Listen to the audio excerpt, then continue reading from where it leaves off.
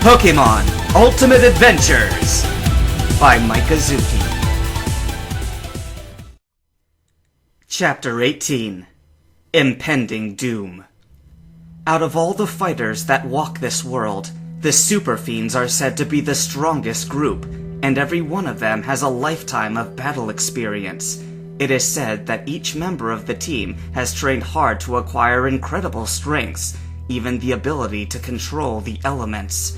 Whenever the group isn't gathered, they travel in groups of 2, the only exceptions being Aquamarine and Skyrender, both of whom travel alone. And right now, I have the strongest of the 2-man teams coming after me. These two are said to be unbeatable when fighting as a pair. Their individual strengths are already incredible, but when together, they can bring each other to new heights. They proved that, being able to wipe out an entire city in a single swipe. Right now, we are alone and unarmed, and the rest of our Pokemon are back at the center. The Fiends hold every single advantage, and we have to think fast, or else the two of us will be next. Beating them isn't an option right now, not until we are capable of fighting back, and we have to find a way to reverse what they did to our friends. Ash Ketchum.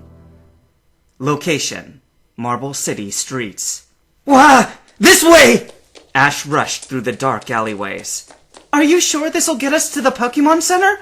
Misty asked, following close behind him. No, but I'm sure it'll get us away from those two freaks, Ash replied. So you're not sure we're going to the Pokemon Center? I just said that! Then how are we supposed to save our friends? I'm doing what Ebby told us to do. Ebby wanted us to go to the center, didn't he? Enough about the center already! Yes, okay, we're going in that direction, but between us there is 7 blocks, and that isn't our lucky number. We gotta hurry! Suddenly, Ash froze. He could feel his trainer instinct kick in. Danger! Mortal Reaper! Goth shouted as his top half appeared out of a wall and swung his dark scythe at Ash.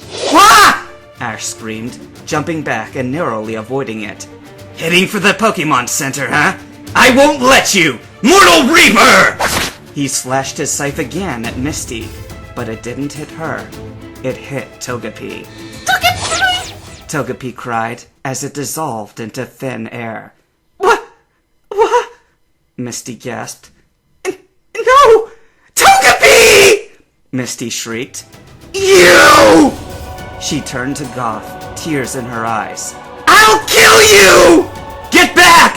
Ash shouted, grabbing Misty and pulling her back just in time, missing the scythe. Before she could even get close, Goth would have sliced her in half. Stay away from him! If we're hit by that attack, it's all over for us! Let me go! Misty shook Ash off and pulled out her sledgehammer. Ha! She swung it down at him.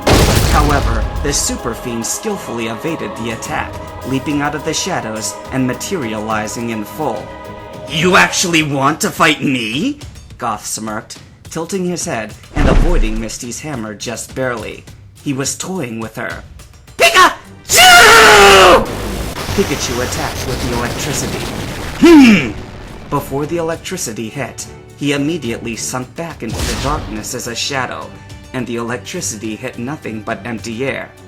It's useless! As long as there is darkness, I am invincible! He suddenly reappeared, behind Misty, his scythe barely touching her neck. Ha! Ash immediately lunged forward to punch him, and Goth immediately reverted back to shadow. Ash growled, but relieved as well. Though he had missed, he kept Goth from finishing Misty off. Your defense is perfect, but as long as you're a shadow, you can't harm us, Ash said, as Goth materialized once more. I found the chink in your armor. Oh really? Do enlighten me, mortal! Goth stumbled back when Ash punched him square in the face. Taking that opportunity, Pikachu shot off the ground and smashed the Dark Super Fiend with a Skull Bash. And then Misty slammed the side of his head with her hammer. You can't attack and defend at the same time, said Ash, crossing his arms. What did you do to Togepi? Misty shouted. Tell me right now! With that, she charged forwards, whirling her large hammer through the air. Twin Dream! Twin Dreamer shot his attack from behind, hitting the ground between Misty and Goth, and causing her to fly back. And I seem to have found a rather large chink in your armor, Ketchum, said Goth, standing up as if he hadn't been hit at all. The girl can't control her emotions. She will be nothing but a burden. If you leave her behind, you'll have a much greater chance of survival. He smirked as Twin Dreamer landed next to him. Unlike you, me and my teammate know how to play together. We're even linked in the minds. If I can see you, TD will pick up and come right away. Shut up! Twin Dreamer slapped Goth on the back of the head. I told you to stop calling me by that name! You're bringing that up right now, TD? Goth looked at him. Now you're just doing it to annoy me, Twin Dreamer said angrily. He really hated being called by his initials. No surprise, TD does sound pretty stupid. While Goth and Twin Dreamer were bickering, Ash got up, grabbing Misty by the arm, and ran past them. Idiots, said Ash, reaching into his pockets as he ran. Even though he didn't have the Quicksilver, he still kept a few Nitro Balls in his pockets, just in case he needed them.